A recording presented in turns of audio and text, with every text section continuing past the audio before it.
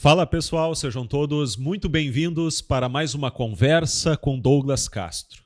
E atendendo a inúmeros pedidos, hoje nós temos a grata satisfação de receber para uma conversa aqui em nossos estúdios o Coronel Vladimir da Rosa, antigo corregedor-geral da Brigada Militar. Coronel, muito obrigado pela tua presença, seja bem-vindo. Muito obrigado, Douglas, pelo convite. E é uma oportunidade ímpar para que a Brigada Militar, mais uma vez, possa estar próxima da sociedade. Perfeito. Então, como eu iniciei dizendo aqui na abertura dessa nossa entrevista, na verdade, o convite ao senhor aqui para o nosso podcast, antes de tudo, também já quero externar aqui o meu agradecimento, mais uma vez, agora publicamente, pelo fato do senhor gentilmente ter topado o convite para participar dessa entrevista, mas nós estamos atendendo a inúmeros pedidos que nós recebemos através do Facebook, Instagram, enfim, as nossas redes sociais, sugerindo o nome do senhor para que justamente falasse. Na verdade, por duas razões. Primeiro, a solicitação para que nós tivéssemos aqui um veterano da Brigada Militar. E o senhor já completou aí os seus 35 anos de serviços prestados à valorosa Brigada Militar. Exato. E o segundo motivo pelo qual são justamente estes fatos que têm repercutido bastante nos últimos dias sobre a atuação dos policiais durante as ocorrências. Algumas delas têm ganhado uma ampla repercussão, não só na esfera gaúcha, no estado do Rio Grande do Sul, mas também a nível nacional, enfim. Então, acredito que ninguém melhor do que o senhor neste momento, nosso antigo, né, mas faz pouquíssimo tempo, que o senhor deixou aí o comando na condição de corregedor-geral da Brigada Militar para estar comentando alguns desses casos. Mas, antes de tudo, para aqueles que ainda não conhecem o senhor, por gentileza, por o senhor se apresentar, o que motivou o senhor a entrar na Brigada Militar e como chegou aí à condição de corregedor-geral da Brigada. Muito bem. Primeiro, obrigado mais uma vez pela oportunidade, mas em especial ao comando da corporação, que mesmo eu estando hoje, fazendo 8 dias que eu estou na reserva remunerada da corporação, oportunizar que eu pudesse falar ainda em decorrência de ter passado por essa questão da corregedoria. Bom, eu nasci lá na Lomba do Pinheiro, bairro periférico da cidade de Porto Alegre. Então, eu sou porto-alegrense, 1970 foi quando eu nasci, sou filho de um terceiro sargento da Brigada Militar, o sargento Valdomiro, hoje com 89 anos, me viu ingressar como soldado lá em Viamão. Na época, ela pertencia ao 17 Batalhão, era a terceira companhia do 17 Batalhão, a cidade de Viamão. Hoje, transformou-se no 18º Batalhão de Polícia Militar. Então, eu sou filho de um sargento da Brigada, vivo, que Deus o mantenha, com muito tempo ainda. Sou soldado da Brigada, de 1990, primeira turma de soldados do 18 Batalhão, então, lá na terceira CIA do 17º, foi a minha turma.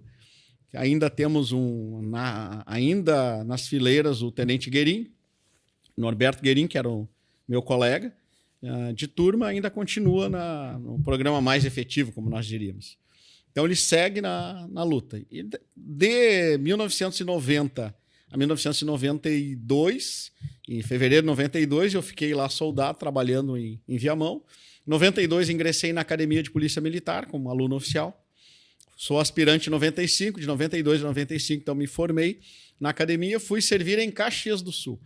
Meu primeiro batalhão como integrante, como oficial da Brigada Militar foi o 12 Batalhão, Caxias do Sul. Lá eu permaneci por 8 anos. Nesses 8 anos, eu exerci a principal função, comandante de pelotão de atuação zoneada, que era tipo um segundo pelotão de choque. Depois, pelotão de choque, que já existia. E, por fim, saímos de 2 companhias para 3 companhias, sendo a quinta companhia de operações especiais. Onde eu fui o primeiro comandante lá em Caxias do Sul, permanecendo, então, efetivamente de 1995 a 2003. De 2001, nós começamos a desenvolver na Brigada Militar um projeto antigo que tinha iniciado em 96, que é a possibilidade de a Polícia Militar realizar o termo circunstanciado. Então, naquele período de 2001, eu acabei sendo escolhido lá pelo comando para ser o responsável pelo projeto, direto pelo projeto piloto, de implantar o termo circunstanciado em Caxias do Sul como projeto piloto e, por conseguinte, na Brigada Militar. Coisa que em 96 tinha iniciado, mas por questões de determinação política impediram. Então, 2001 a 2003, de uma maneira bem breve que eu estou falando, eu fiquei entre Caxias e Porto Alegre. Então, de segunda a quinta-feira eu ficava em Porto Alegre, de quinta a domingo eu voltava para Caxias para questões do pelotão de choque. E assim eu segui até depois de 2003, definitivamente, parei com as idas e vindas e o comando me transferiu para Porto Alegre, onde eu permaneci depois na inteligência, na parte da academia, na PM1. Fui comandar o 33 Batalhão já em 2018. Depois fui servir no Comando Ambiental, onde fui comandante do Comando Ambiental. E aí, de 2021 a 2025, eu fiquei na minha última função, meu último cargo como corregedor, função e cargo de corregedor da Brigada Militar. A minha última função, então, onde teve inúmeras ações que nós podemos trabalhar em prol do brigadiano e em prol da sociedade e em benefício também da Brigada Militar. Brevemente seria isso. Poucas palavras, né? Isso. Uma carreira na Brigada Militar. Coronel, me faltam adjetivos para expressar a importância do departamento a qual o senhor comandou nesses últimos anos, que é justamente a Corregedoria Geral da Brigada Militar. Eu tive a satisfação de receber aqui nos nossos estúdios recentemente o coronel Jorge Dirceu, Sim. que é o diretor do Departamento de Ensino da Brigada Militar, e a gente enfatizou o quanto isso é importante, a base, né, da instituição. Mas, obviamente, há outros departamentos, há outros setores, e um deles também, cada um ali com a sua função, com a sua importância, com a sua relevância, é a Corregedoria da Brigada Militar. Então, o senhor poderia falar um pouco mais para nós sobre a importância e as atribuições, ou seja, qual é o papel da corregedoria na instituição? Vamos lá. O papel básico de um órgão correcional, corrigir. Pelo menos buscar a correção, né?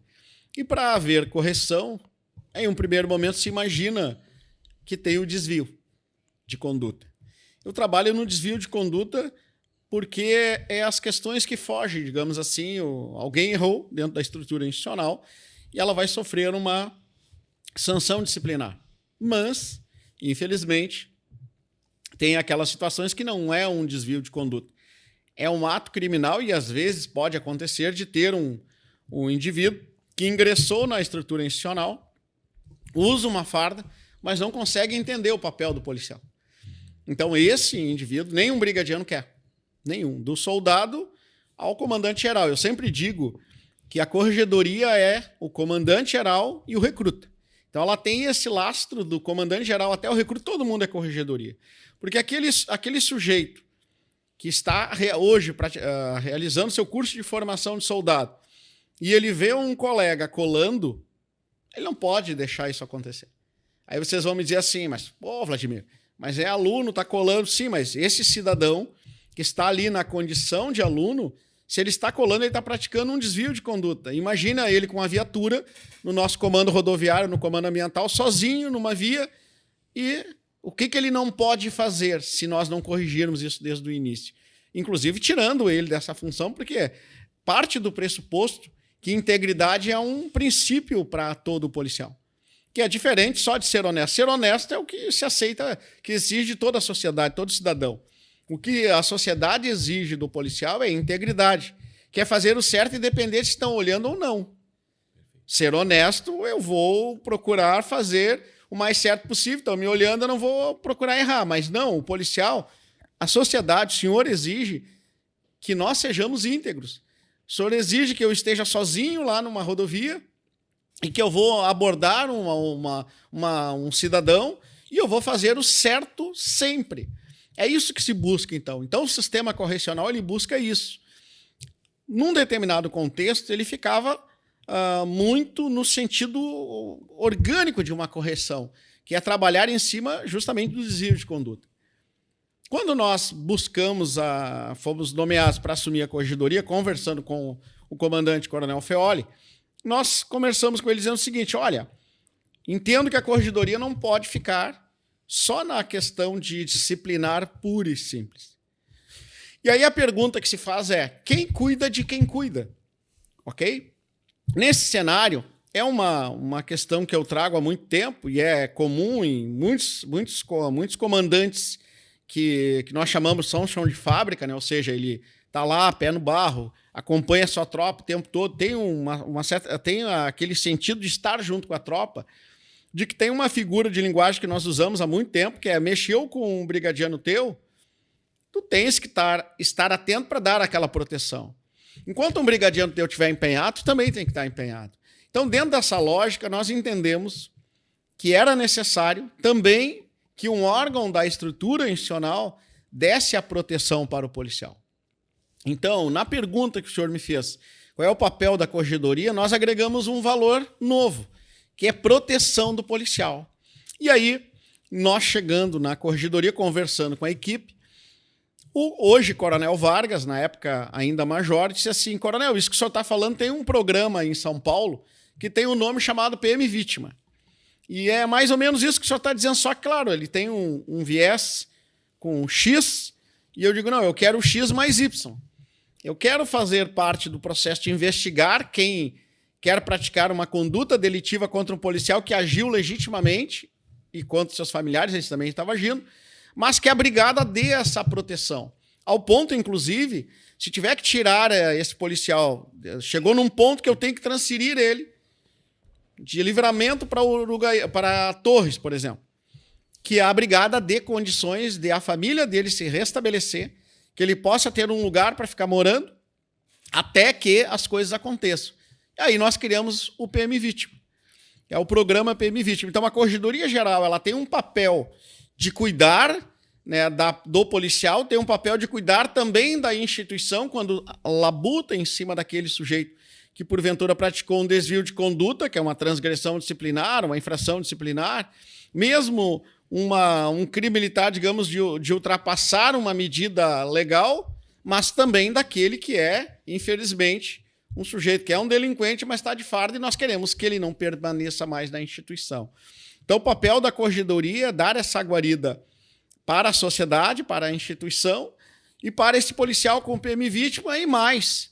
Para o senhor ter uma ideia, nós também acabamos desenvolvendo a ouvidoria da mulher, que é aquela policial que é casada com um cidadão civil e, porventura, sofre uma violência doméstica. Tipo, alguma situação da Lei Maria da Penha. A corregedoria vai lá e dá o suporte para ela.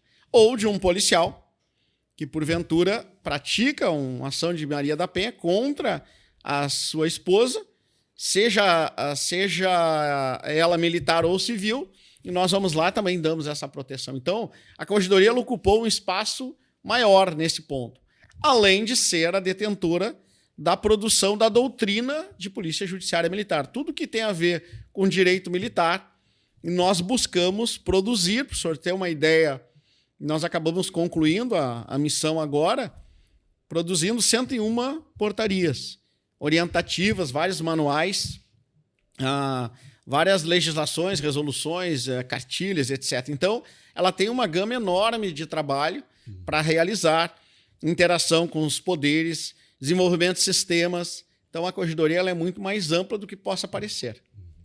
Caramba, confesso para o senhor que eu realmente não sabia. Eu me atinha apenas aquilo que o próprio nome já deixa claro, né? Corregedoria é apenas corrigir. Isso. Ou seja, é muito mais amplo do que se imagina e, consequentemente, mais importante do que se pensa.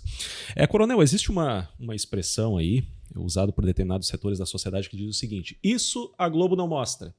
E o nosso podcast aqui já tem um pouco mais de um ano, e o principal objetivo do podcast é justamente abrir esse espaço para mostrar o lado bonito da segurança pública. Certo. Infelizmente, parte da imprensa, e até uma parte considerável da imprensa, né, que algumas até órgão de mídia que tem uma abrangência um pouco maior, acabam muitas vezes só mostrando aquilo que dá errado, os erros, as falhas, e deixam os acertos de lado. E, infelizmente, aquilo de ruim que é mostrado acaba sendo tomado como se fosse o todo ou o geral da atuação dos senhores. Então, é claro que quando eu publico aqui uma entrevista falando de um ato de bravura, heroísmo, policiais que se destacaram, enfim, algumas pessoas chegam e dizem assim: mas sobre tal assunto você não fala, sobre tal ocorrência tu também não comenta. Não, então Douglas Castro vai sim falar sobre certos assuntos e vai sim falar sobre também essa crítica muitas vezes realizada por parte da imprensa e por parte também de algumas pessoas da sociedade civil. E é por isso que eu quero já começar perguntando para o senhor quais são os casos que chegam em maior número para o senhor. Como que são feitas estas denúncias? Isso é feito diretamente pelo cidadão, diretamente pela própria brigada? Enfim, como é que chega até os senhores a Corregedoria Geral da Brigada Militar? Como é que chega ao conhecimento dos senhores algum desvio de conduta? Bom, tem vários canais. Vamos lá. Tem todos os discos de denúncia que existem, quando toca em relação a policial militar, desvio de conduta, todos eles chegam para a Corregedoria, porque a Corregedoria é a primeira ouvidoria. A Corregedoria da Brigada Militar é uma das ouvidorias mais antigas do Estado. Então, nós temos dentro da estrutura da Corregedoria uma ouvidoria desde quase a sua criação, lá nos anos de 97, 98, por ali, nós já tínhamos ouvidoria, para os senhores terem uma ideia. Então, não é de agora, ok? Além disso, várias demandas sociais que possam vir por outros canais, seja o Disque Denúncia do Estado, uma reclamação nas mídias, manifestação ao Ministério Público, a Defensoria Pública, qualquer órgão que possa ser, todos eles são encaminhados para a nossa Corregedoria. Agora, por exemplo, das audiências de custódia, alguma questão que o indivíduo que foi preso alegue que foi agredido, ela automaticamente entra pelo sistema para nós lá. Nós somos os responsáveis por isso. Então, além disso, nós temos a base central, que fica na Alberto Bins 348, que recebe presencialmente 24 horas por dia, 7 dias por semana, 365/366 dias do ano, nós estamos ali. E vai muita gente lá falar. Só que tudo nós avaliamos. Qualquer coisa que a pessoa for lá fazer uma manifestação e nós transformamos num boletim de ocorrência policial militar, e essa passa pela avaliação, ela vai se transformar, se não tem tanto elemento ou uma justa causa para a abertura de um procedimento mais forte, nós fazemos uma investigação preliminar sumária. Está prevista lá na Lei de Abuso de Autoridade, onde eu tenho que fazer para evitar, se eu não tenho a justa causa, o elemento principal para a abertura de uma investigação, eu não posso fazê-lo, senão eu estou praticando um abuso de autoridade, abrindo um procedimento que não tem esse elemento principal. Quando tem esses elementos significativos, que já tem elementos característicos de crime, abre-se inquérito policial militar. Quando é vinculado mais a uma transgressão disciplinar ou eu não tenho muito elementos para o crime, faz-se uma sindicância policial militar. Então, tudo que chega na Corregedoria, ela é feita. Tanto é verdade que nós queremos isso, para o senhor ter uma ideia, nós criamos bases avançadas da Corregedoria Geral em Santa Maria, em 2023, e agora, em 2025, inauguramos, ela está funcionando desde 24, mas inauguramos oficialmente, em Passo Fundo. Nós temos... mas por que esses lugares? Primeiro, são as distâncias que nós temos de Porto Alegre, Passo Fundo a Santa Catarina, Santa Maria, a divisa lá com a Argentina, Uruguai, etc. Então, nós temos as distâncias para que nós não tenhamos mais de 3 horas para poder chegar. Só para o pessoal entender. 3 horas, Vladimir? Sim, o nosso estado ele é o 9º em extensão territorial do nosso país. Só que ser o 9º em extensão territorial do nosso país é como se eu pegar um mapa do Rio Grande do Sul e colocar em cima do mapa do Equador, é o mesmo tamanho. Então, o nosso estado é o tamanho de um país. O nosso estado é um país, é porque o nosso país é um continente. Né? Então, nós temos a maior proporção, com exceção da Rússia, né? Mas a maior proporção em terra que nós temos é justamente aqui na América, onde nós temos o Brasil, os Estados Unidos e o Canadá, desculpa, como 3 dos maiores países que nós temos no mundo. Muito bem. Então, nós temos essas bases avançadas não vinculadas às guarnições locais. Elas são vinculadas diretamente à Corregedoria, onde tem efetivo só da Corregedoria, com fiscalização sistemática, semanalmente, de oficial da Corregedoria, que vai estar atento o tempo todo para ouvir justamente a sociedade. Então, o que nós queremos o tempo todo? A busca da verdade plena. Então, quando se diz, por que tal coisa... até teve, inclusive, na manifestação que eu fiz na semana passada, em relação à entrevista que foi dada lá num veículo de comunicação do Estado do Rio Grande do Sul, onde tinham 3 casos significativos e me perguntavam, e às vezes parecia, os corregedores parecem estar defendendo. Não, eu tô buscando a verdade. E se buscar a verdade é desconfortável para quem está do outro lado me perguntando, no sentido de que, mas então tu está dizendo que o policial fez certo? Sim, eu estou dizendo que o policial fez certo. Em cima do que eu tenho e da investigação, eu posso dizer que ele fez certo, posso dizer que ele fez errado. Agora, eu posso dizer que ele também não fez nem certo nem errado e ele fez porque quis e praticou um crime. Isso é dolo, não é culpa. Agora, eu não posso ir lá eu não estou...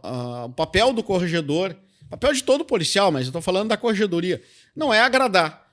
Eu não tenho que agradar o comandante, eu não tenho que agradar o gestor do Estado, eu não tenho que agradar quem está para baixo, quem está para cima, eu tenho que fazer o certo. Mesmo que o certo possa não ser aquilo que as pessoas esperem. O papel de quem trabalha num sistema correcional é buscar a justiça. E para buscar a justiça, eu vou tentar encontrar a verdade. Esse é o meu foco. Então, se alguém diz assim, quem sabe dá para... Não tem DORA. Quem vai determinar o resultado de qualquer caso é a investigação. Então, quando me perguntam assim, mas coronel, tal caso, então, o senhor quer dizer que não? Em cima dos fatos, até agora apurado, a verdade posta é essa. Se aparecer um fato novo que mude totalmente, bom, aí nós vamos ter uma outra perspectiva. Mas todo aquele que porventura vem antes e já diz o resultado, esse cara não é profissional. Eu não posso acreditar que ele seja profissional. Se acontecer um fato hoje e eu já disser assim, olha, nós vamos pegar e decepar a cabeça do policial. Esse camarada não pode assumir um papel de correição, porque isso está totalmente fora da legalidade. A legalidade determina que todo um inquérito policial, em sendo o policial militar não preso, ou seja, não tem uma preventiva, nem um flagrante, ele tem 40 dias para terminar, podendo ser prorrogado por mais 20. Então, quando eu encontro uma situação e amanhã eu já digo o que aconteceu, é muito complicado, porque eu não investiguei e isso é ruim, porque daí eu ando conforme a onda. Só que quem trabalha com processo correcional não tem onda. Ele tem fatos, tem indicativos, tem evidências, tem provas, tem perícias técnicas. Sim. E a partir dali eu vou poder me pronunciar. Então é isso que nós buscamos o tempo todo. Então os casos graves que eles acontecem, eles são graves, mas eles são investigáveis. Não existe nada que não seja investigável. Né? Tudo. Tanto que a própria legislação diz que quando eu tenho dúvida na sentença, em benefício do réu. Mas quando eu tenho dúvida na fase pré-processual, que seria o inquérito, sindicância, na dúvida pró societá. Então, todas as dúvidas que eu tenho que investigar. Quando eu tenho dúvida lá, isso não sou eu, daí é o juiz que vai decidir. Lá no final, e ele restou dúvida, é sempre em favor do réu. Isso a legislação determina. Então, às vezes, as pessoas dizem, não, na dúvida pró réu. Sim, mas réu é só na sentença. Até lá é na dúvida pró societá. Então, quando nós adotamos uma medida que leva a crer que aconteceu de tal forma, que os indícios me levam, se eu não tenho flagrante, eu presto a preventiva. A prisão preventiva em cima dos elementos está um magistrado e o Ministério Público. Olhe bem, não é uma coisa do Vladimir. O Ministério Público e o Judiciário avaliam para ver se tem sentido de poder conceder a possibilidade da prisão preventiva. Então, são vários atores até que se tenha uma decisão. E é isso que é importante, então, de nós deixarmos claro o papel da corregedoria nos fatos graves ou não. Nós temos que atuar sempre buscando a verdade. Uhum. Eu acho extremamente importante, por isso desse espaço que a gente tem aqui, por isso do fato da gente ter convidado o senhor. Porque não é uma atuação só da corregedoria, mas como o senhor deixou claro, envolve aí outras entidades ligadas. Toda a cadeia de persecução penal que nós falamos, né? E também não se deixar levar pelo clamor ou pela comoção, seja midiática, seja popular, porque, antes de tudo, deve ser respeitado o princípio da legalidade e o princípio do devido processo legal. Exatamente. Então... E a sua fala é importantíssima. Olha só. Quando se prende um cidadão que praticou um homicídio, que praticou um roubo, praticou um estupro, qualquer uma dessas situações, a brigada, lato sensu, a polícia, no caso que é a brigada, prendeu ele, não pode expor a foto, não pode dizer o nome, tem que levar para a audiência de custódia 24 horas. Tudo isso é garantido a ele. Tá, mas quando ele é policial não é garantido? Então, eu não posso ter dois tipos de atuação.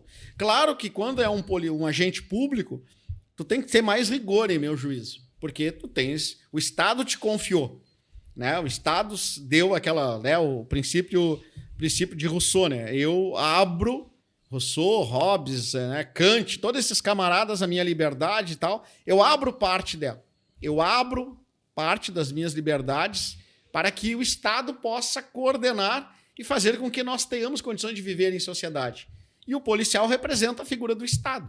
Então, quando há algum item contra um policial ou um policial rompe com isso, ele está rompendo contra o pacto que foi feito pela sociedade. Então, se eu tenho que dar o devido processo legal, presunção de não culpabilidade, tudo aquilo para todo cidadão, eu não posso esquecer que o policial, antes de ser policial, ele também é um cidadão. Então, às vezes, nós observamos que as pessoas maculam a imagem do policial, mostram ele errou, mas mostram ele, mas quando é um outro cidadão, que é um cidadão civil, eu não posso mostrar, não posso dizer o nome, senão eu vou ser responsabilizado. Mas os outros, eles fazem. Quando é o policial, eles fazem questão de fazer isso. Então, eu entendo que isso também é errado.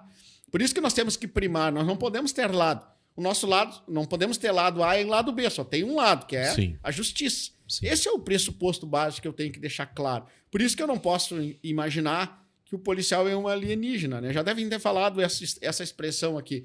Nós somos cidadãos, e por isso que eu fiz questão de dizer, eu vim lá da Lomba do Pinheiro. Eu sou um cidadão que se criou na periferia de Porto Alegre, assim como várias pessoas estudaram, se criaram comigo, uns escolheram um lado, eu escolhi outro. Faz parte do jogo, mas mesmo ele tendo escolhido um lado que levou ele, de repente, ao presídio central, antigo presídio central, e eu escolhi um lado que me levou à brigada, cidadãos são os dois. Cada um com um comportamento. É nesse sentido que eu queria falar. E no julgamento não pode haver dois pesos e duas medidas. Não, nunca. Eu acho interessante, porque a gente acompanha bastante as redes sociais, né, que quando estoura um caso como esse, de ampla repercussão, são justamente os mais garantistas que fazem o julgamento e a condenação sumária dos agentes de segurança pública. Fez, então tem que ser extirpado da corporação, tem que ser preso, mas escuta, e o devido processo legal. Isso. Você não é o garantista, isso está previsto na Constituição, que vale para um, evidentemente, vale para outro. Bom, uma coisa que certamente a nossa audiência está esperando, quando a gente começou a anunciar o seu nome, agora vendo o seu rosto aqui nessa entrevista, é que a gente faça algum comentário, que o senhor, na verdade, faça um comentário sobre o caso mais recente, de repercussão também, de ampla repercussão, que foi o caso do lenhador de Santa Maria.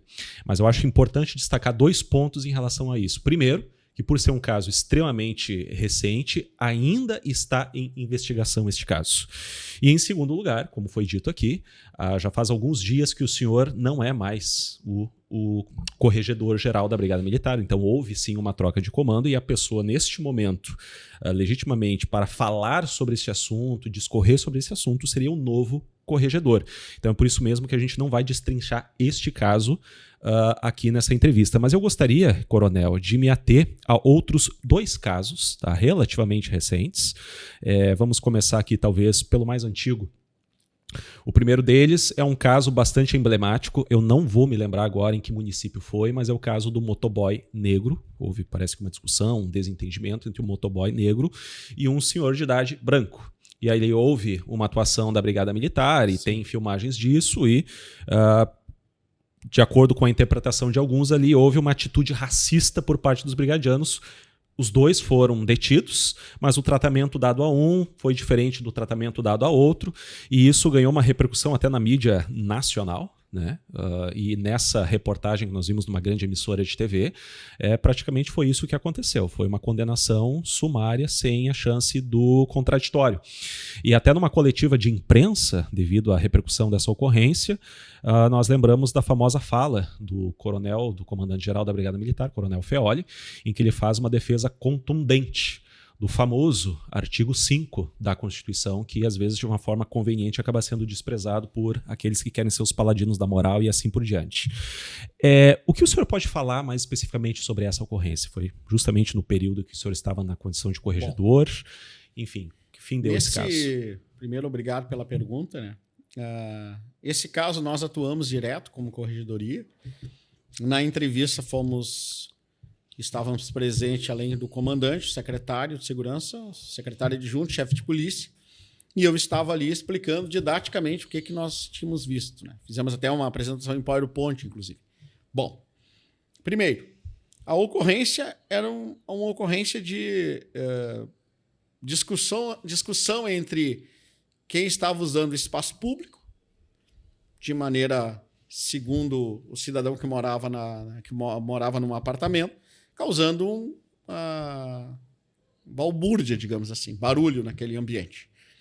Só que nós percebemos que havia uma animosidade já há bastante tempo deles, dos dois atores ali, nesse sentido. Muito bem. A investigação chega, então, à conclusão de que os dois atores que se envolveram, o cidadão negro, assim como eu, e o cidadão branco, mais idoso. Então, nós tínhamos a figura de um cidadão meia-idade, acho que uns 40 anos, mais ou menos, que era negro, um cidadão mais idoso, branco. Então, duas situações de vulnerabilidade, digamos assim, social, dentro de um contexto que o mundo coloca hoje. Muito bem.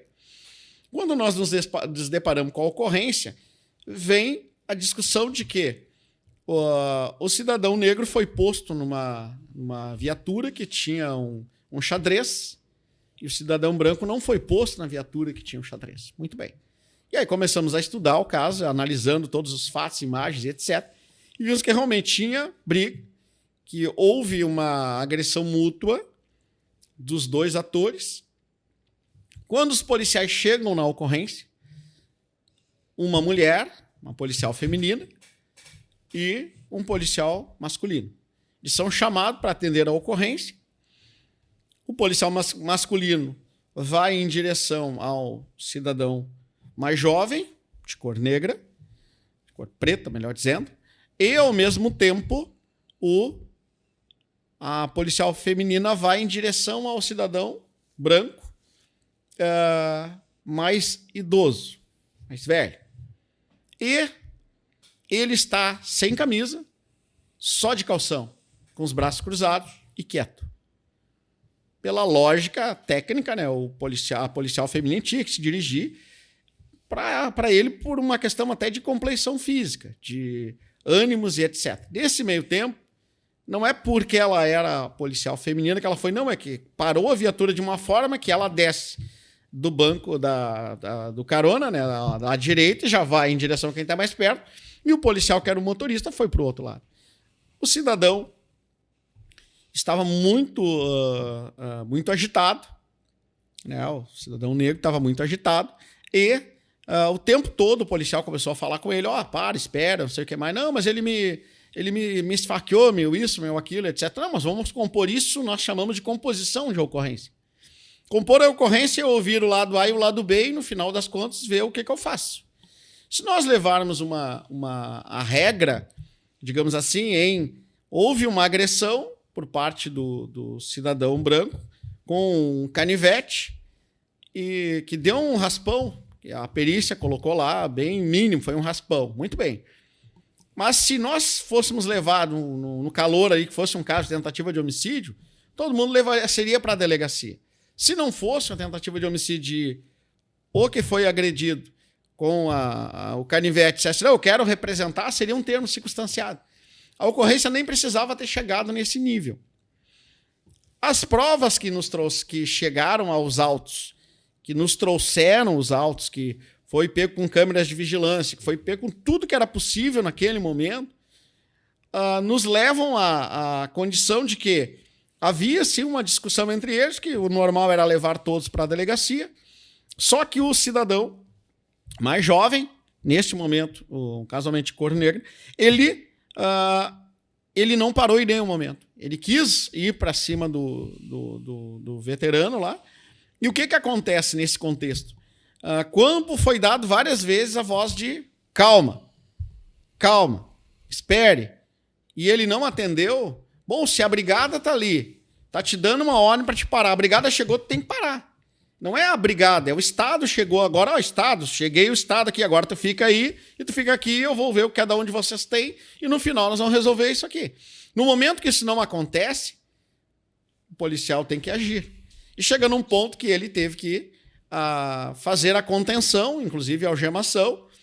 E a questão é, todos nós aqui que somos policiais que estamos ouvindo, sabe, quem prendeu leva a ocorrência. Ponto. Quem prendeu leva a ocorrência. Isso não se discute. Eu não posso passar a bola para ti, até porque cai a questão do flagrante, se for assim. Então, naquele momento, quem prendeu tinha uma viatura que tinha um xadrez. Quem prendeu o outro não tinha xadrez, era um Corolla.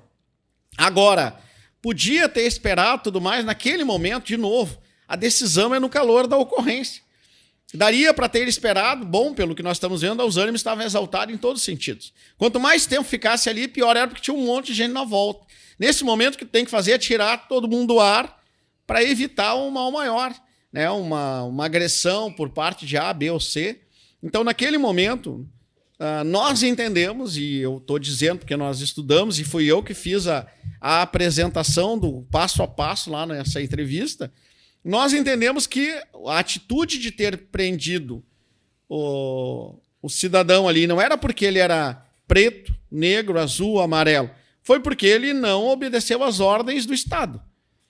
Um motivo por ter prendido um cidadão não era porque ele era branco, azul ou amarelo.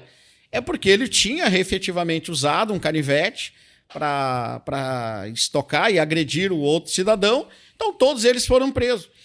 Aquele momento que tinha ali, que se avaliou, estava chegando, sim, dava para ver pela filmagem, né? Mas ali percebe-se que os policiais nem se deram conta nisso. Estava chegando, sim, uma outra viatura nas mesmas condições, mas o que menos se pensou naquele momento foi porque vão achar que eu estou levando esse aqui porque ele é azul, vão deixar esse porque ele é amarelo. Não, naquele momento eu tenho que tirar todo mundo do ar aqui. Então, nós entendemos, o Estado entendeu, tanto que depois não teve nenhuma denúncia nesse contexto, também toda a estrutura, a persecução penal, Ministério Público, Judiciário, concordou com o que estava sendo falado, pelo que me lembro, não teve uma repercussão diferente, de que realmente não teve uma questão de injúria racial ou racismo propriamente dito. Foi uma conduta adotada de uma forma que tinha que ter tomado aquele... Agora, outras questões que foram praticadas, que gerou... a policial podia ter feito tal coisa, no sentido da melhor condução da ocorrência, porque podia ter adotado uma medida tal e não fez. Bom, isso foi tratado também no inquérito, mas não a questão racial. Ali não teve um caso de racismo ou injúria racial propriamente dita. Coronel, ainda em relação a esse caso, 2 pontos eu acho importante destacar. Eu acho que o primeiro deles o senhor pode confirmar ou não essa informação. De que o próprio policial que fez a apreensão do motoboy, ele era pardo. Sim, inclusive ele entrou por cota. Sim.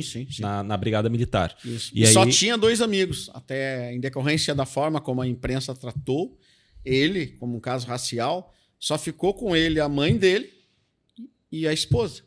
Os outros todos que se afastaram dele, até alguns parentes se afastaram dele achando que realmente ele tinha sido racista. Olha aí. Então, para ver o prejuízo que ele ganhou, né? Policiais ali, tinha alguns que não conseguiram mais trabalhar na área do 9º Batalhão, tiveram que ser transferidos, inclusive, porque estava demais a forma como foi colocado isso. E o que mais se observa, né, é que determinados comportamentos, né, midiáticos mesmo, né, eles são adotados numa proporção tal para destruir realmente a imagem, né, porque acreditam antes das provas que aquilo tudo é verdade, mas quando chega a verdade sequer um pedido de desculpa. Né? Então isso é o que se observa o tempo todo, né? E por isso tem que se combater, aquilo que eu falei. Tem que se falar, vai lá e fala. Não deixa outro falar. A Brigada, ela por muitos anos, nós tínhamos uma característica, isso é um processo de construção social e evolução da própria instituição, e nós tínhamos por pressuposto não nos manifestar e seguir, não falar. Achávamos que isso não surtiria um efeito X. Só que não existia inteligência artificial, não existia Instagram, Facebook, não existia um monte de outros contextos que a evolução da própria sociedade e da comunicação acaba tendo. Então, hoje, se a instituição não se posicionar, ou seja, se a instituição também não acompanhar essa evolução, ela vai sempre ser vista da forma como os outros constroem. E eu entendo que a instituição ela tem que ir lá e dizer O que é bom, ela vai dizer, o que é ruim também ela vai dizer. Ela não pode ser seletiva.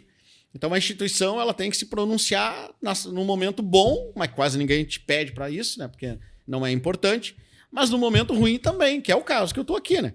Nós estamos conversando, no sentido, me perguntou alguma coisa realmente não é bom? Não, mas nós temos que falar. Porque no momento que eu não falo, eu deixo só que um lado fale. E nós não podemos ter essa possibilidade de apenas uma vertente. Nós temos que... Por isso que nós dizemos uma democracia. Nós fazemos a política institucional. Tudo que nós fazemos na vida é política. Aquele que diz eu não sou político, não conhece o que é política. Então, tu não pode não fazer uma política partidária, mas tu tens que fazer uma política de família, institucional. Quando o teu filho vem conversar contigo, pedindo alguma coisa, até para ir numa festa, tua filha, em especial, vai pedir para ir numa festa, tu vai analisar todo um cenário de onde é que é, por quê, e vai ter que convencê-la que não é o melhor lugar para ela estar presente. Não seria um adequado para ela estar lá. Isso é a arte de convencimento. E a política nada mais é que a arte do convencimento. Essa fala não é minha, obviamente, é uma fala consagrada no mundo todo. Sim, sim. O ser humano ele é essencialmente um animal político, né?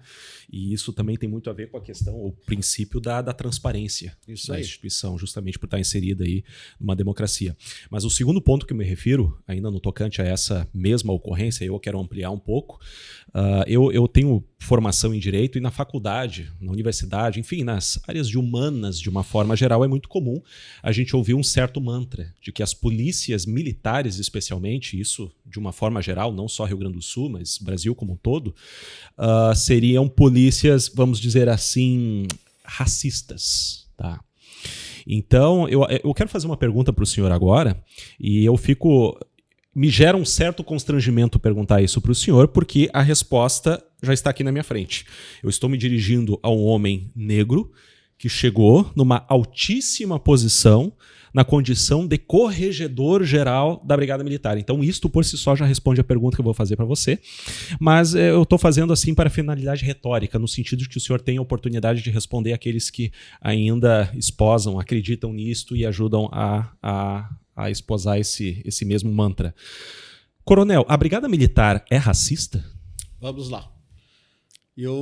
A parte de a resposta, às vezes, possa parecer tão presente, como o amigo fala, vamos fazer um contexto bem amplo.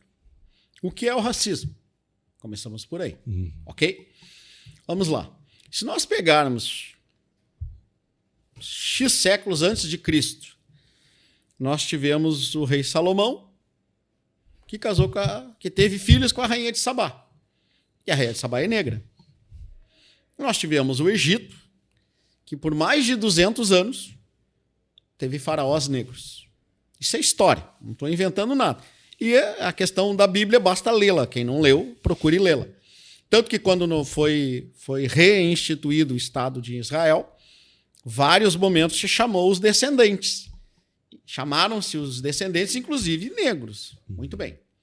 Aí nós partimos de um pressuposto, mas como é que inicia esse contexto do racismo, propriamente dito? Ele está presente onde? Ele está presente no mundo. Vamos lá. Então, quando eu falo determinada estrutura do Estado, da nação, é racista, nós precisamos entender que estrutura é essa. Existe o racismo no mundo?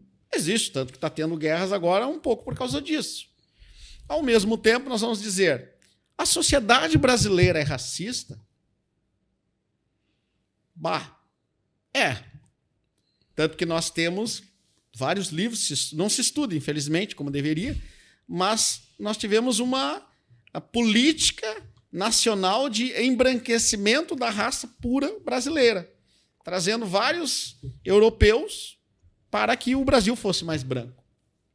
Nós tivemos vários documentos da escravidão queimados por Rui Barbosa e outros tantos, porque não queria que ficasse presente que teve a escravidão no Brasil e, por conseguinte, não haveria como indenizar.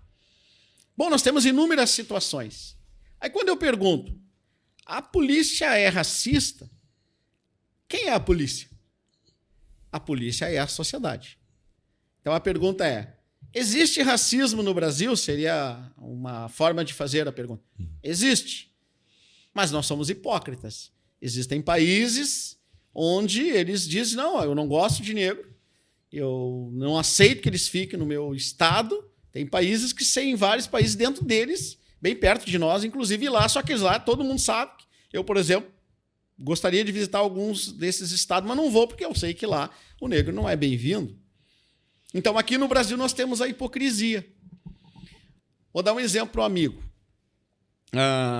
Se eu estiver aqui no shopping agora, de terno e gravata, terno preto, camisa branca e gravata preta, duvido que se eu estiver parado em qualquer lugar, não vai ter uma pessoa que vai me perguntar onde é que fica a loja tal. Mas se o senhor estiver, não vão. O que eu quero colocar, então, respondendo a sua pergunta de uma forma bem macro é, quando nós perguntamos a polícia é racista, nós vamos dizer, não, a polícia não é racista, porque a polícia é o Estado. Mas quando eu pergunto à sociedade brasileira, existe racismo nos seus comportamentos? Sim. Bom, se eu posso entender isso, eu vou entender que aquele camarada que veste uma farda, antes de ser um policial, ele é um cidadão como qualquer outro. Mas quando ele se torna um policial, ele tem que adotar um comportamento de Estado. E o Estado não tem cor, não tem credo. O Estado é um ente abstrato. Então, se eu disser que a brigada é racista, eu estou dizendo que o Estado brasileiro é racista. E aí tu vai dizer, não, o Estado brasileiro não é racista, porque não tem isso no Estado brasileiro. Tem na sociedade. Então, no momento que eu estou vestindo a minha farda, não interessa não interessa a cor da pessoa, não interessa as condutas, não interessa se ela é masculino, feminino, eu vou adotar os comportamentos. Ela é feminina, eu tenho que adotar esse dispositivo legal. Eu, homem, não posso, a não ser numa situação extrema, fazer uma revista, tem que ser uma policial feminina. Então, tudo aquilo que é consagrado para o Estado ou policial tem que cumprir. Agora, quando nós falamos se há um racismo em nível de sociedade, existe homofobia, existe o ismo, tem de tudo. Sim. Né? Nós falamos que somos um Estado, olha só, me permita só evoluir um pouquinho mais.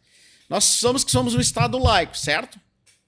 Mas, em vários estabelecimentos prisionais, tu vais encontrar, talvez, um padre e um pastor, mas tu não vai encontrar um pai de santo. Tem alguns lugares que o pai de santo não tem acesso. Tá, mas o Estado não é laico? Não deveria ser alcançado para todos a mesma possibilidade? Então, por que só uma vertente? Então, percebe quando nós falamos então do racismo e laicismo, etc. e tal? Então, nós precisamos compreender o que é o Estado, e eu represento o Estado como policial, não o Vladimir, mas tem o Vladimir. Só que o Vladimir tem que mudar, inclusive, o seu comportamento quando ele veste a farda. Então, quando ele atua, por mais que ele possa não gostar de tal ou tal coisa, ele tem que lembrar que ali ele representa a instituição. E quando ele ultrapassa essa fronteira e há o desvio, existe a corregedoria, para que ela possa ir como representante do Estado, essa parte da Brigada Militar, fazer a sua atuação. Então, a Brigada Militar, não. A Brigada Militar não é racista. Agora, existem pessoas dentro da Brigada Militar, da empresa XYZ, etc. e tal, que tem orientação racista, eu não tenho como dizer que não, porque ele faz parte daquela mesma sociedade. Vamos dar um exemplo assim. Ô, coronel, o senhor já teve uma situação racista? Olha que interessante. Um dia um representante de uma determinada corrente defensora contra a intolerância racial foi falar com o corregedor da brigada, nesse período que eu estou de 21 a 25. Foi lá e queria falar com o corregedor da brigada. Tá, daí ele disse que a pessoa podia subir lá na corregedoria, ter alguns andares. E aí eu abri a porta para recebê-lo. Disse, eu vim falar com o corregedor da brigada. Você está falando com ele. E a pessoa que estava falando era negra. Mas ela não via a figura do corregedor como um negro possível descê-lo. E não está errado, porque na história da minha instituição, acabei sendo o primeiro oficial negro a ocupar a condição de ser corregedor. Mas isso também é resultado da própria sociedade. Vamos lá. Ligado à sua pergunta. Coronel, o senhor é a favor da cota racial ou cota social? Aí eu digo, eu sou a favor das duas. Tá, mas a cota racial você não acha que é um absurdo? Acha que não é adequado? Não. Porque quando houve a abolição da escravatura no Brasil, oficialmente falando, dia 13 de maio de 1888, teve 2 artigos. Não tem mais escravidão no Brasil, revolte de disposição em contrário. Ou seja, o que ele vai fazer? Ele não ganhou nada. Quando veio o imigrante, ele ganhou um pedaço de terra, ele ganhou um monte de coisa. Então, como é que tu tens empate nesse sentido? Nós tivemos a escravidões por muitos séculos, os judeus em relação ao Egito. Se nós pegarmos a nossa escravidão no Brasil, deu os nossos 400 anos também nesse contexto. Porque nós só tivemos em 2012 uma lei efetivamente falando de igualdade. Então, em 2012, pensa bem. Então, desde 1513 para cá, 530, 13 para cá, nós temos escravidão no Brasil. Então, quando nós falamos como isso vai ser resolvido, quando tu tens mas é pouco os oficiais negros e vai continuar sendo pouco. Porque quando tu tens elevação do ensino para ingressar, e tem que ser, não tem como ser diferente, tem que ser bacharelado em direito, para ser juiz, para ser promotor, para ser defensor, para ser oficial da brigada, para ser delegado, aí tu tens que analisar lá embaixo quais são as condições que as pessoas com vulnerabilidade social têm para chegar na universidade. Então, ao natural, tu vais ter essa percepção diferente. Jornalista, quantos jornalistas negros tu teve na tua faculdade? Quantas pessoas que foram estudar, que tu estudou, eram negros naquele período que tu foi te formar nesse período todo? Dá para contar nos dedos. Então, é isso que nós precisamos refletir quando nós falamos sobre o racismo, sobre a homofobia e outras coisas mais. Sim. Bom, é um tema bastante amplo, mas agora nesses minutos finais que nós temos, eu acho importante a gente fazer uma abordagem de uma outra ocorrência, que, desculpe, eu não tenho como usar uma palavra diferente, é a execução filmada no município de Bom Jesus. Certo. O que o senhor pode falar sobre isso? E principalmente uma pergunta que foi muito feita para o senhor, vários órgãos de mídia procuraram o senhor concedeu, né, abertamente aí a entrevista para todos os órgãos de mídia, e eu vi que o senhor foi muito questionado quanto ao procedimento da Brigada Militar. Sei que uma coisa, talvez, claro, esteja diretamente ligada à outra, mas, em primeiro lugar, o que o senhor tem a dizer em relação a este caso de Bom Jesus? Na primeira ocorrência, nós vimos ali que não foi comprovado racismo. Então é um caso que, depois de uma devida investigação, foi comprovado ali, digamos, a inocência do policial. Mas não me parece ser o caso desta outra ocorrência. Bom, ocorrência grave, muito grave, que ela tem uma consequência, ela ocorre em março deste ano. E ela é passada tanto para a estrutura da brigada quanto para a Polícia Civil como um ato de legítima defesa do policial. Que o cidadão, a vítima, hoje vítima, né? Naquela época ele não era vítima, era um agressor, tinham então que ele tinha vindo contra os policiais, inclusive esfaqueado o policial, que só não se lesionou por conta de estar com colete. Foi toda uma construção, uma narrativa muito bonita, que o policial tinha sido vítima e, por consequência, tinha agido em legítima defesa. Quando vem as imagens agora, em junho, ali por 23, 24 de junho, não é nada disso. Nós temos uma pessoa que está algemada e contra ele é decidido 2 tiros a queima-roupa. Isso é homicídio. Hoje, em cima do que eu tenho, isso é um ato de homicídio, praticado, infelizmente, por um policial militar. Muito bem. Quando a Brigada Militar toma conhecimento disso, de cara, afasta os policiais. Abre inquérito, afasta os policiais, já pede agregação, que é realmente deixar ele só na condição de investigado à disposição do encarregado do inquérito. Solicita, aí sim, para a Justiça Militar, mandado de busca e apreensão para ter acesso a telefones, armas, tudo que sejam deles, seja em quartel ou em suas residências, e em relação a quem efetuou o disparo de arma de fogo, a prisão preventiva. Para quê? Se ele teve a capacidade de mudar toda uma narrativa da ocorrência, se ele teve a capacidade de efetuar o disparo daquela forma, se nós começássemos a investigar, quem garante que ele não ia pressionar testemunhas? Ir atrás de testemunhas. Então, a conduta natural de toda a investigação desse tipo de ocorrência é pedir a prisão preventiva. O que aconteceu, então? Por que demorou? todo pedido de prisão, primeiro, ele tem que passar pelo fiscal da lei, que é o Ministério Público. Sim. Então, o magistrado dá vistas ao Ministério Público, o Ministério Público faz uma análise e se posiciona.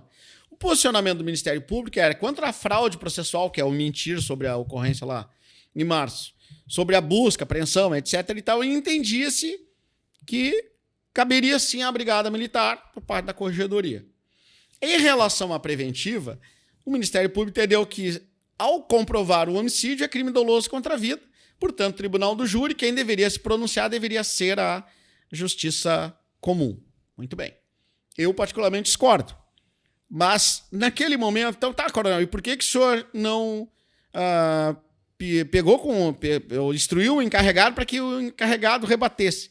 Naquele momento, e isso eu lhe digo com toda a tranquilidade, existem momentos que eu preciso, sim, enfrentar, e existe momento que eu preciso resolver o problema. Naquele contexto, assim, tá, vai para a Justiça Comum, a Justiça Comum deferisse o prisão preventiva, igual seria obrigado que ela prendê-lo. Porque é assim que funciona, né? Quando é envolvido um policial civil, nós chamamos a Polícia Civil vai lá e faz a prisão dele. Quando é a Polícia Militar, dá o primeiro entendimento, mas quem vai fazer a prisão efetiva é a Polícia Militar, porque isso está previsto em lei, não é uma opção. Muito bem. Então, naquele momento, interessava sim resolver o problema. Foi para a Justiça, primeiro para a Vacaria, depois se mandou para Bom Jesus, e passado, então, quase uma semana, aí sim se autorizou, não se autorizou de imediato, não se concedeu a preventiva, mas posteriormente se concedeu, e aí sim nós fomos lá e cumprimos o pedido preventivo. Mas o primeiro pedido, quem pediu, quem construiu tudo, foi a Brigada, primeiro. Então, naquele momento, não me interessava qual das justiças ia me conceder a prisão preventiva. Importava que eu precisava resolver aquele problema. Então, por isso, só para até esclarecer, porque perguntaram, mas por que o senhor sempre rebate, questiona? Eu rebato, questiono aquilo que é conveniente naquele momento. Nesse caso, não. Nesse caso, se a Justiça Comum decretasse a preventiva ou a militar, eu cumpriria do mesmo jeito, não importa, eu queria resolver o problema, nesse sentido. Então, as condutas possíveis para a Brigada Militar foi tomada todas, não deixamos passar nenhuma delas. Aos outros policiais, por que não foi pedido também? Porque nós, naquele momento, nós não temos elementos, e até agora, né, não se tem elementos que eles efetivamente poderiam praticar alguma conduta parecida com o que o primeiro praticou. Então, por isso que não se houve por bem fazer isso, e tanto que nem nós, nem a própria Polícia Civil pensou dessa forma, nem a Justiça pensou dessa forma. Então, até agora, a condução está tranquila. Acredito que tem tudo para que se possa terminar, talvez, essa semana, na pior das hipóteses, na semana que vem. Não vou dizer mais nada, mais evoluindo, porque faz 8 dias que eu estou fora, obviamente, do contexto. Sim. Mas é uma ocorrência gravíssima, que macula a imagem da instituição. Mas o que não pode ser esquecido é, nesse período todo, que eu posso falar pelo menos, né, de 21 para cá, tudo que chegou para a Brigada Militar mesmo, doa quem doer, nós fizemos o nosso trabalho.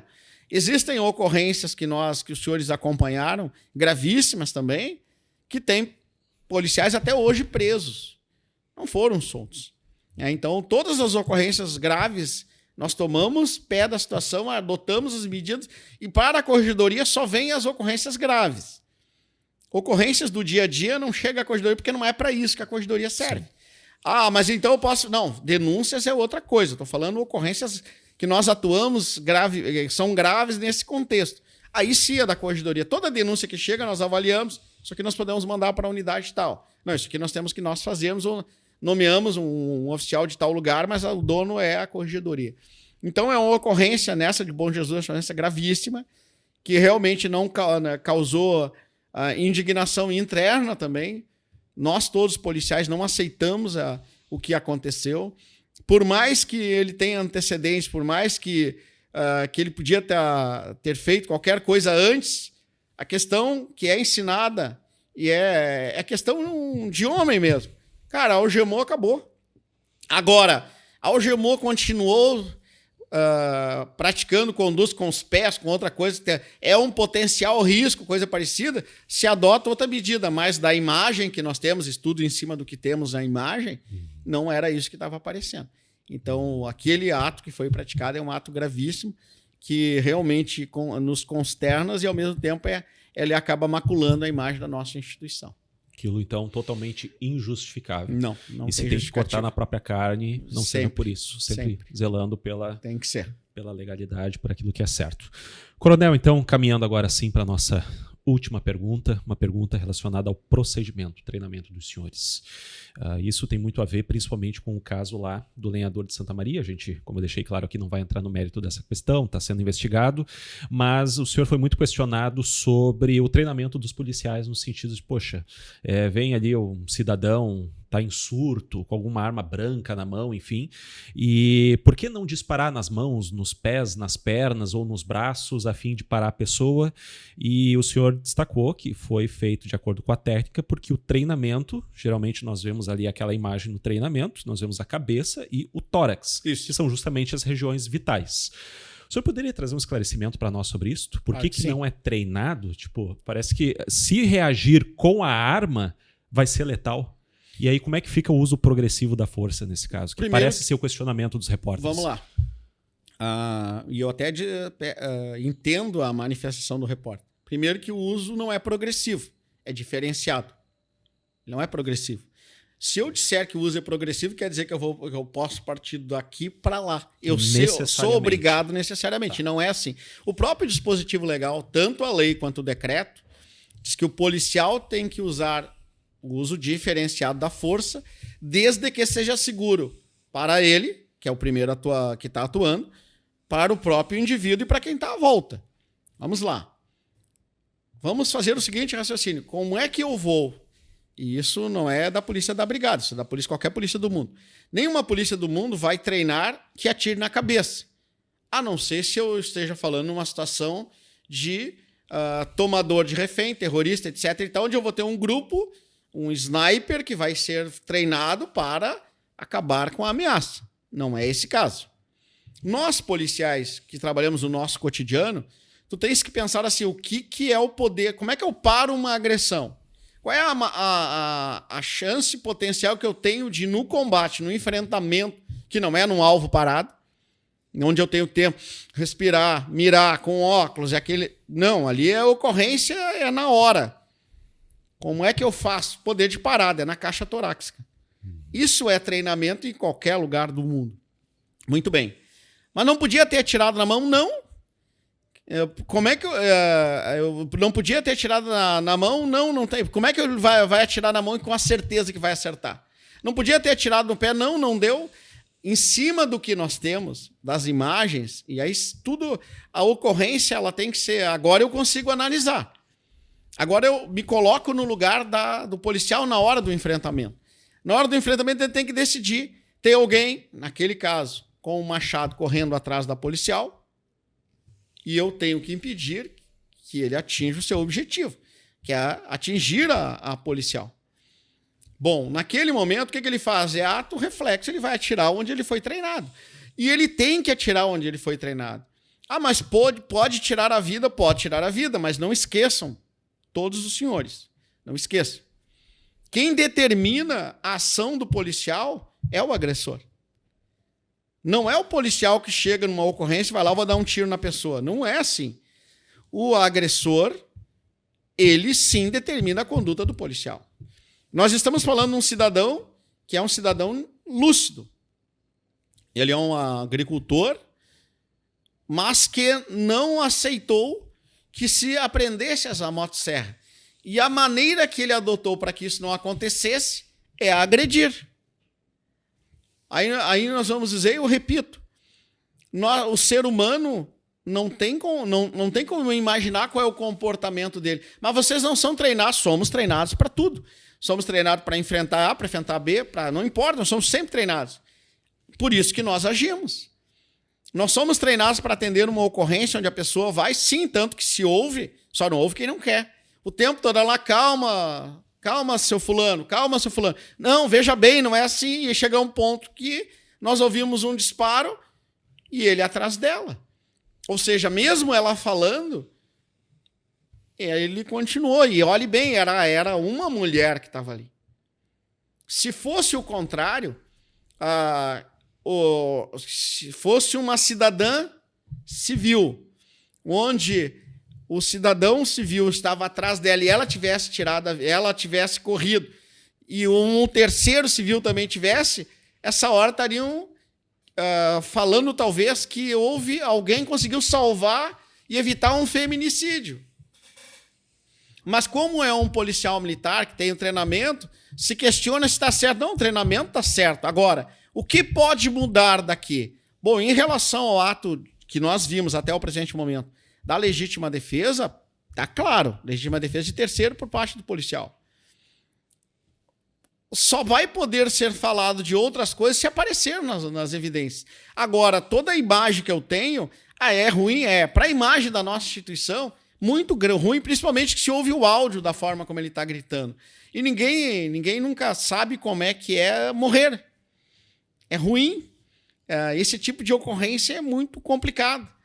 Não é a ocorrência que eu estou enfrentando um delinquente que rouba banco e coisa parecida. Mas, ao mesmo tempo, eu não posso pensar que em cada ocorrência tem que ter uma contrapartida de cota da Brigada Morta, como aconteceu com o nosso colega lá em Caxias, onde ele estava no jogo do Caxias. E aí deu a ocorrência de roubo ao avião lá, que estava com carga, com bastante dinheiro. Eles saíram do jogo do futebol para poder dar um atendimento à ocorrência e foram recebidos com a ponto 50. Ocorrência policial, tu nunca sabe. Se nós estivéssemos falando sobre física quântica aqui, nós vamos estar lá falando no princípio da incerteza do Heisenberg, por exemplo. O princípio da incerteza do Heisenberg eu posso aplicar na atividade policial. Eu tenho só uma certeza, eu saio, mas eu não tenho certeza que eu volto. Então, se nós pegarmos a ciência explica que a nossa atividade ela é uma incerteza plena. Tanto que é uma das poucas atividades do mundo que se tem um juramento de sacrifício, o risco da própria vida. E a sociedade aceita isso.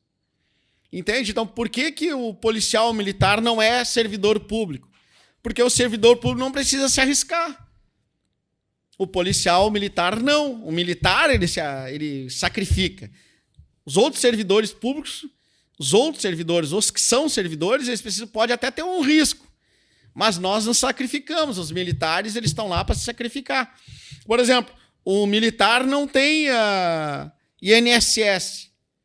Ele tem um sistema de proteção social. Ele não tem aposentadoria.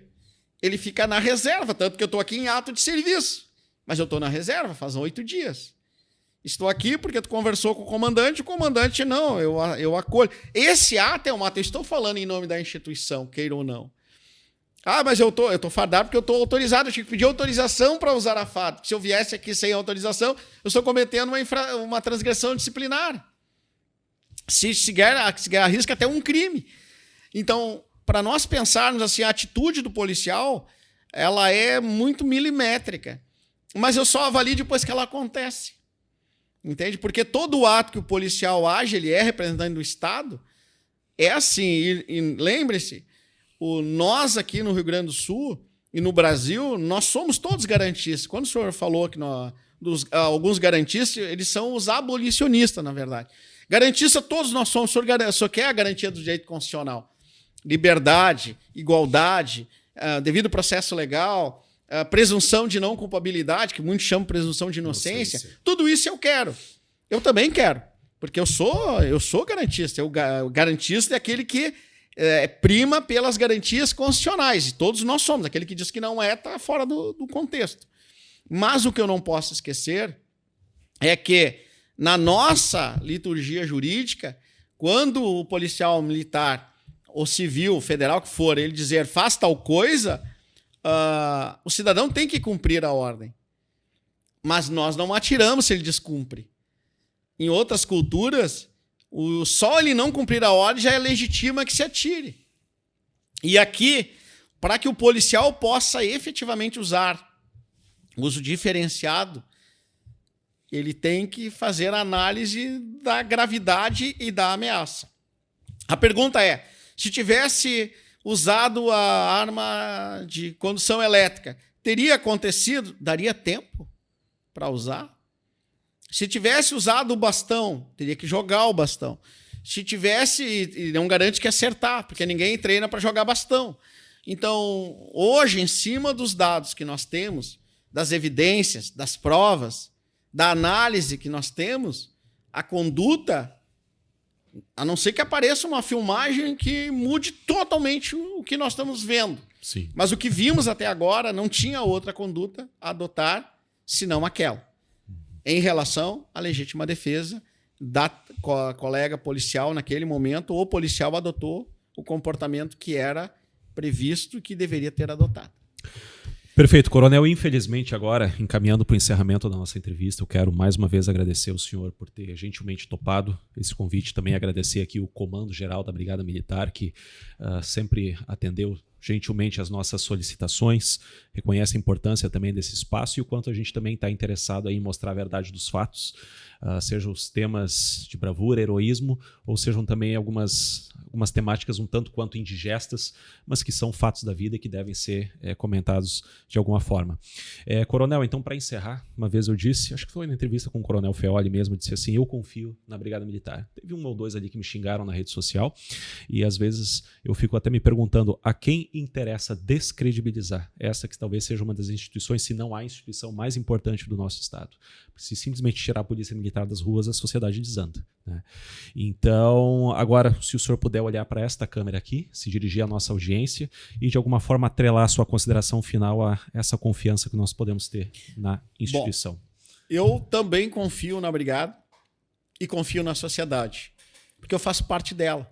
Então, eu digo a todos os senhores, às vezes, o que acontece pode eu não gostar, mas acreditem, quando houver uma ameaça ou uma ruptura contra as instituições de Estado, nesse caso a Brigada Militar, ela é uma afronta à própria sociedade e ao próprio Estado.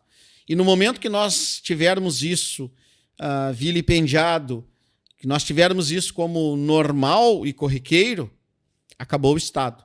Não esqueçam, nós temos 497 municípios. A única estrutura do Estado que está nestes 497 municípios é a Brigada Militar. Nós temos 1.200 interações por dia com a sociedade. Quase 5 milhões por ano. E os desvios, os erros, em relação a tudo que eu estou falando, é mínimo. Mas como é a Brigada Militar, tudo que acontece de desvio e erro potencializa. Confie na Brigada. A Brigada Militar, ela vai fechar 200 anos e ela continua sendo a força da comunidade. E ela só é a força da comunidade porque ela acredita que o trabalho perfeito é servir. Nós somos a força da comunidade porque servimos a comunidade. E servir a comunidade é servir a própria estrutura, é servir a si mesmo, porque nós somos integrantes. Cada policial fardado é um cidadão gaúcho, cidadão brasileiro que acredita e confia num Estado forte, pujante e cada vez mais altaneiro. Muito obrigado e até a próxima oportunidade. Coronel Vladimir da Rosa, eu é que te agradeço mais uma vez por topar o convite, por trazer esses importantes esclarecimentos aqui para a nossa audiência e te agradeço principalmente por todos estes anos de relevantes serviços prestados à nossa comunidade, à nossa sociedade. Que Deus continue te abençoando. Amém. Obrigado mais uma vez. Todos nós. Quanto a você, muito obrigado pela tua audiência até aqui e até a próxima conversa com Douglas Castro, se Deus quiser.